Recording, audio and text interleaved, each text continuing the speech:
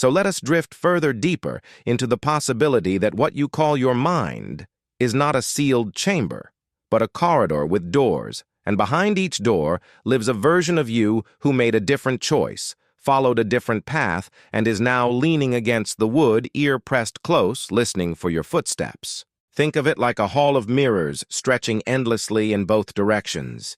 Each reflection of you slightly altered, slightly shifted, each face belonging to the same origin, yet shaped by different winds of circumstance.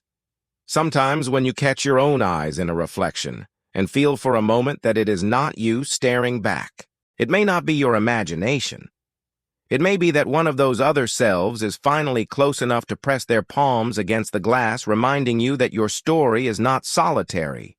The sensation is brief, almost imperceptible, but it leaves a residue in the soul, a kind of ache, as if you were supposed to remember something you have long forgotten. Neuroscience has begun to unravel this strange ache. Studies on memory suggest that the brain does not record experience like a camera. Instead, it reconstructs over and over, drawing upon fragments and associations. Every time you recall, you are not replaying, you are recreating. And if that's true, then memory is already a kind of parallel self, a new version of you, slightly altered, slightly reassembled, every time you return to it. Some researchers now suspect that false memories are not mistakes, but bleed-throughs, imprints of experiences from adjacent versions of you, slipping into the reconstruction. That strange memory of a place you've never visited or an event that no one else recalls could be a signal that you are not just remembering, you are tuning into another timeline where you truly lived it. Modern science explains it as error, but ancient mystics called it remembrance, the remembrance of the greater self. Let's float over to another strange layer. Dreams again, but not the ones you forget by morning, the ones that cling to you, heavy and luminous, impossible to ignore. In those dreams, you are not simply imagining, you are living.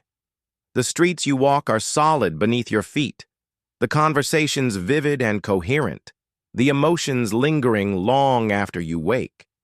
If all dreams were only fragments of your subconscious, why do some feel more real than reality itself? Could it be that you are not dreaming at all, but visiting? Crossing briefly into another self's night, borrowing their eyes, their skin, their voice? And when you wake, the grief you feel is not confusion. It is longing. Longing for the life you touched, but could not hold. If you have ever woken with tears on your cheeks from a love you could not name, perhaps it is because another you is still holding them, still whispering to them, and the echo spilled into your heart. There is also the peculiar matter of time. We are taught to think of it as linear, a single arrow, one direction, one story.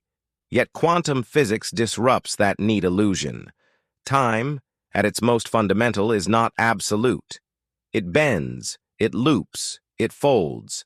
Mystics from every tradition describe time as a circle, an eternal return, or a spiral winding endlessly inward. What if your parallel selves are not just spread across different choices, but across different moments? The you of tomorrow may already be whispering into the ear of the you of today. The you of yesterday may still be listening. And when you suddenly feel the weight of an emotion that has no cause, a rush of certainty that comes from nowhere, it could be the bleed-through of another self's experience, reaching across the curve of time. And still, the question sharpens. Why? Why would these versions of you reach across at all? If each branch is real, if each life is complete in itself, what binds you together? The answer may be found not in physics, but in philosophy. The Greek idea of the demon, the inner guide, the hidden companion of the soul, suggests that each life is not separate, but threads of a single greater being. You are not many, but one, refracted through countless angles.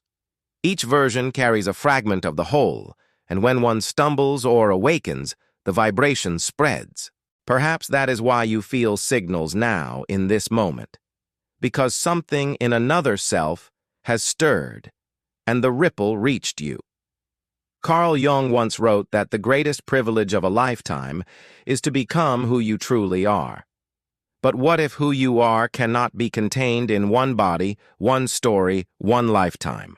What if becoming who you are means remembering that you are vast, an orchestra of selves playing together across dimensions, each melody distinct, yet all part of the same song? The signals you receive are not interruptions, they are harmonics, the resonance of the larger symphony reminding you that your solo is not alone. And here is the deeper truth. Sometimes those signals arrive not as whispers but as storms. Life collapses, patterns break, you lose something precious, and the grief feels larger than the loss. Perhaps that is because you are grieving not only in this self, but in others. Or you feel an unexplainable surge of joy, a sense of triumph at something you cannot name. Perhaps it is because, in another branch, you did achieve what you longed for, and the celebration spilled into your bloodstream here. If this sounds impossible, pause and listen. Does your heart not already know this? Does it not already whisper that you are more than this narrow path? Yet the veil does not lift all at once. It comes in fragments. A face in the crowd that looks too much like someone you've loved in dreams. A voice that startles you with its familiarity, though you've never heard it before. A moment where time seems to slow, the air thick, as if the universe is holding its breath. These are thresholds, doorways, invitations to awaken to the greater pattern. You have been taught to dismiss them, but deep down, you know they are the most important moments of your life. Because they remind you that you are not trapped in one version of yourself. You are infinite. And maybe, just maybe, that is why you were meant to hear this now. Because your other selves are stirring, and the connections between you are opening. And with that opening comes choice. Not the small choices of daily life, but the profound choice of whether to remember or to forget. Whether to step into the awareness of who you truly are, or to remain asleep in the singular illusion.